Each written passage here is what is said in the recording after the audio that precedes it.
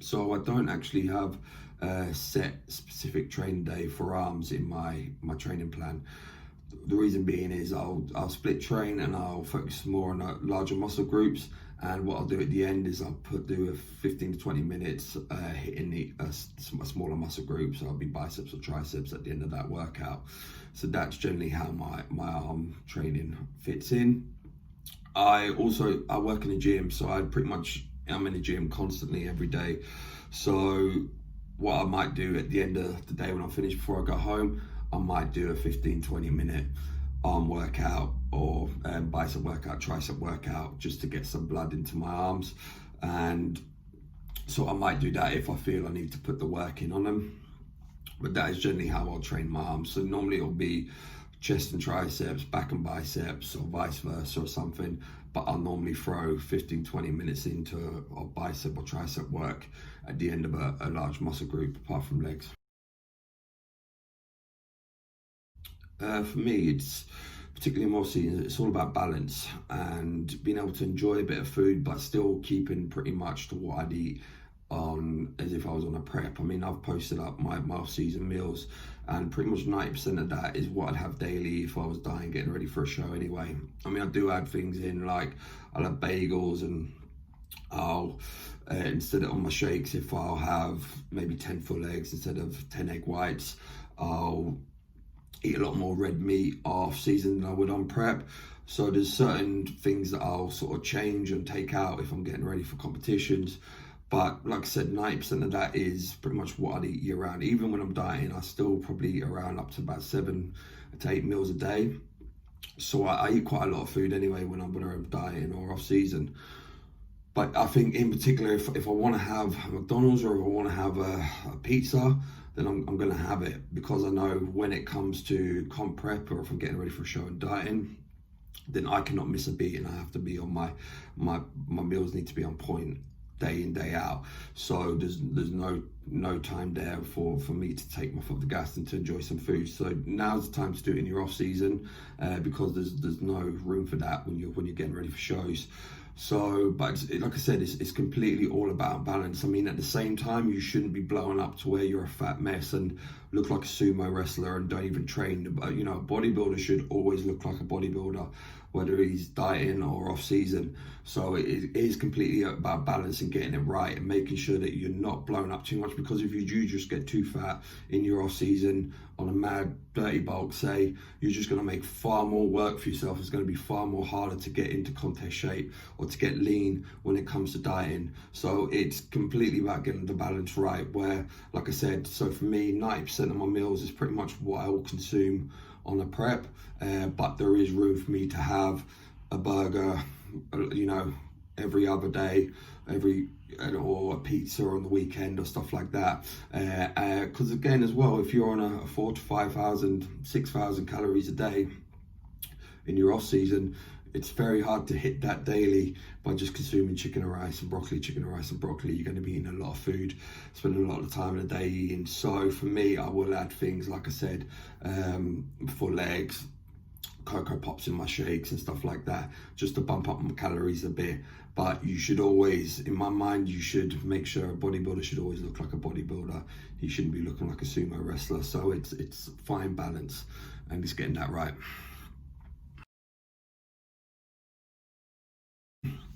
Not really, to be honest. I mean, at this stage, I'm pretty much aware of what foods work for me, what doesn't, you know, what foods my body can break down, what I can digest easy, what leaves me bloated, what sits on me. So I'll stick to the foods that I know works well for me. I'll generally, most of my meals are the same thing at each meal anyway. So I will always sort of stick to the foods that I know works well for me, especially in my off season where I need to be getting a lot of food in. Most people know that I'm a big fan of cream of rice. And it's such a great thing. Probably 3 to 4 of my meals every day will be made up of that, and it's so easily digestible. It works great. There's natural digestive enzymes in there, so it's designed for people that are consuming a lot of food. It's a great product to use if you have got a lot of calories you need to consume each day. You can also get natural digestive enzymes out there to take, will help with your digestive system. Apple cider vinegar is another product that's great for helping your digestive system. It's great for your gut as well. So there is natural products out there you can take that can help you digest food a lot easier. Also be aware of compounds that you're taking. Sometimes certain things you're taking on cycle can affect your appetite and can really work against you digesting food. For me, one thing is Dianabol. As soon as I take Dianabol, I lose my appetite completely, which is so I generally avoid it and stay away from it.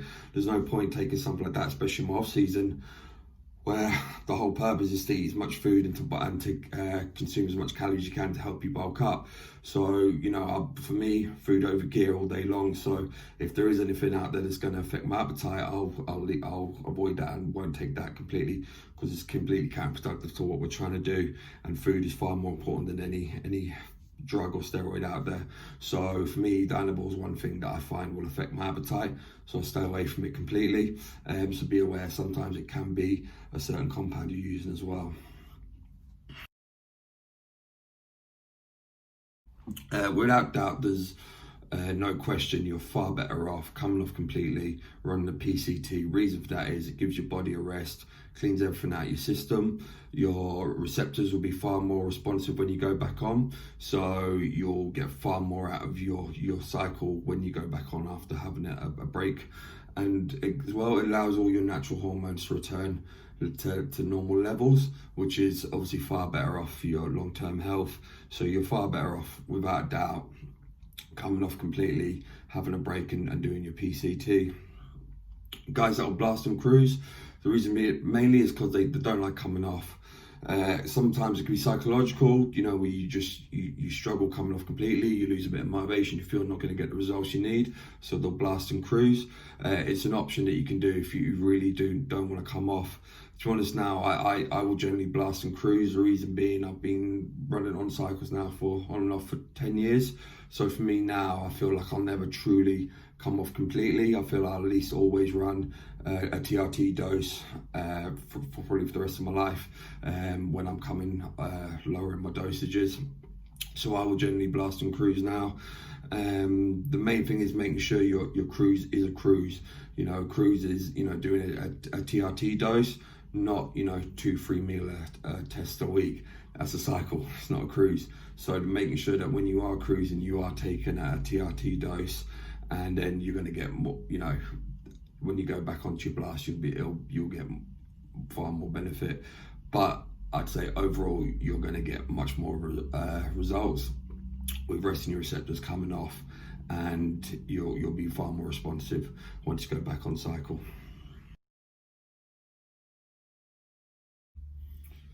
So the best way to start a cycle is just keep it nice and simple. Don't overcomplicate things. Don't run a load of different compounds. To be honest, you want to stick just to one compound for your first few cycles. Certainly avoid any harsh compounds for your first few cycles at least. I was always taught, no matter what, that my main compound I should run with any cycle would be testosterone. So test should always be with any cycle you ever run. Certain guys will shy away from that because that means doing a shot. Some guys are too scared to do a needle or do the jabs. So they'll lean towards more doing an oral compound, like things like Winstrol, Dianabol, oxymethylone. The problem with that is some of them will have certain side effects, like they'll affect your hormone levels. So they might naturally raise your estrogen levels and suppress your testosterone levels. And if that happens, you're going to get a hormone imbalance and you're going to get unwanted side effects. So you should always, no matter what you're doing, run testosterone with any cycle. I'd start off my first couple of cycles, keep to one compound, which is testosterone. So I'd run like a test propionate, a test E, and you're going to get good gains, good results from that. And you can always then add more compounds the more cycles you run. And just to touch a little bit more on that one, the hands down most important advice I can ever give to anyone looking to start a cycle is to make sure you do your own research and educate yourself fully on what it is you're looking to take and put into your own body. The amount of times I get messages from people that send me pictures of stuff they bought off some random guy in the gym and asking me what is it and how they should take it, that tells me that you are no way ready and shouldn't be doing a cycle. if you're too lazy to read up and Google what it is you're taking, tells me you are way too lazy to put the work in required to get the results. You should not be taking steroids. Anyone that does that and buys stuff blindly and takes stuff I have no idea what it is a fucking idiot. So make sure 100% you educate yourself and do your research before you go into taking anything, because you need to be fully aware of any of the side effects or what can happen if you don't follow certain protocols. So my number one best advice at anything is to educate yourself and research before you just go into blindly taking anything. So my first ever cycle was 3 mil of test prop a week, which was 150 mgs, and that was 450 mgs of test prop a week with 50 mgs of Winstrol a day. That was my first ever cycle I ran. Took that for 18 weeks and got really good results, really good gains. No mad dosages, no crazy amount of compounds, just kept it nice and simple. And yeah, that was my cycle for my first couple of cycles that I ran. So yeah, it was 3 mil test prop and 50 mgs of Winstrol.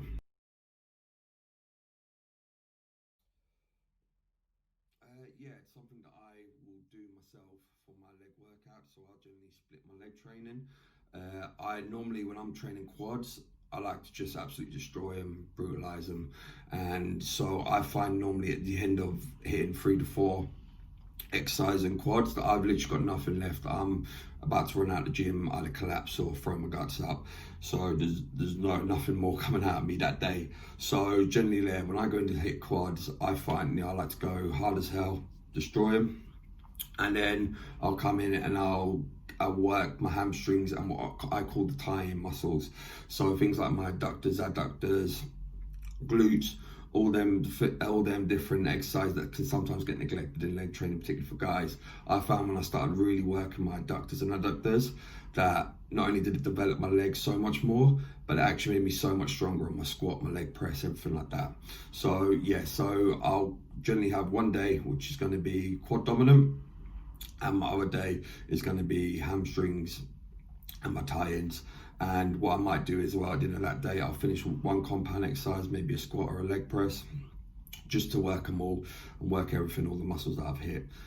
What I might do sometimes as well, if I do want to do hamstring and quads on the same day, I'll always do my hamstrings first, sorry. So I'll come in, I'll hit my hamstring exercises, and then I'll go and I'll destroy my quads, because I find if I do it the other way around, I literally have nothing left in the tank to go and have a effective hamstring session. But yeah, they're the two ways that I will train my legs. Yeah, so that's a really good question. So when you're on cycle, certain compounds in particular will make you produce more red blood cells, and in turn that will mean that the blood carries more oxygen. If the blood is carrying too much or not enough oxygen, what you'll find is that can affect your breathing, make it a lot harder for you to breathe. Also, you need to bear in mind that when the blood is producing more red blood cells, it will thicken up the blood. So it'll make it a lot harder for the blood to get pumped around the body efficiently enough, and which will again can affect your breathing and make it harder for you to catch your breath. So there is things that people need to bear in mind when on cycle, or when taking certain things in particular. Also, you need to bear in mind as well that when you are on cycle, you normally grow and you're normally putting on size, you're normally putting on weight. Obviously, the bigger, the heavier you get, the more you need to carry your body around, the harder it is for you to breathe, the more out of breath you're likely to get. So again, that could be a reason why as well. So there's different reasons, different factors that could play in the part why you're struggling to get your breath as much as you can, but there's a few of them. Legs. Come on, what else would it be? I mean, that comes down completely up to you, what you feel is best. Take, for instance, on the first lockdown, I took 3 weeks off completely from training. I didn't train a day the first 3 weeks on the lockdown. I was pretty much 14 weeks into a comp prep and would really beat our body up over that time. And unfortunately, that got shut down with lockdown, so we didn't make it to the show. But I was well beat up by that stage, so I just took 3 weeks out and ate what I want, relaxed on my diet, didn't touch a weight, and I grew over them for 3 weeks. It was mad. So I was doing nothing and getting bigger. So sometimes, like I said, it's key for your body to have a rest. So if you feel, that you could, a couple of weeks off will benefit you, then by all means, use this time to just rest up, get your food in, let your body heal and stuff, and then hit it again when the gyms open up. Me personally, what I'm doing is, you might have heard of like a deload week and stuff, which is generally when you drop your weights a little bit, and it's more just allowing your body to rest up, particularly if you're training very heavy over a long period. You'll drop your weights and drop your intensity of how you're training. So what I'm doing at the moment is having almost like a deload couple of weeks, whereas I'm not training crazy heavy, and I'm just training more for reps, just getting plenty of blood into the muscle. So we're not training as heavy, the intensity stepped down a little bit, so we're having a little bit more of a rest period in between sets and stuff. I've dropped my food as well, so I'm not eating as much calories as I was eating, just before lockdown. We were eating a savage amount of food, about 8 meals a day. I've taken that down to 6, sometimes 7 meals. And I've also lowered my cycle as well. So I've dropped, pulled a couple of compounds out, and I've dropped my testosterone down a little bit as well. So I've lowered my dosage of my cycle. And for 2 weeks, we're still training, but we're training nowhere near at the level that we're training in the gym. And again, the reason for that, just to give my body a little bit of a break. Once we go back now in the next week or so, I'll up my food, I'll up my lifts that I'm doing, I'll up the weight, I'll up the intensity that I'm training at, I'll up my cycle, and we'll hit it hard. So hopefully then we'll have a nice big jump the first couple of weeks when we go back, and my body will be rested and ready to go and hit it hard again. So yeah, you can maintain with body weight if you feel you just, like I said, almost want to just maintain a little bit, or you can rest completely. But I'd say once you go back to the gym, then I'd look to increase definitely my intensity, my weight, and the food that I'm eating in the first couple of weeks back. So that's personally what I'm doing anyway. So you're right, a lot of it does come down to genetics, particularly if your bicep is a long head or short head. Short head or biceps, you normally more to get more of a peak on it. However, there is certain exercises you can do that can improve the peak of your bicep. In particular, like spider curls is a great option, or seated hanging curls, where you're lying down on an incline mode, so you're getting a full stretch at the peak and squeezing up. Or also if you put, say, on a cable, if you put the bar up at the top, arms hanging and squeezing, and squeeze contraction from that way, that's going to work more to peak your bicep. Also by improving the brachialis, so a lot of hammer curls, different variations is going to help improve that peak. However, genetics will have a big part to play in how big the peak of your bicep is.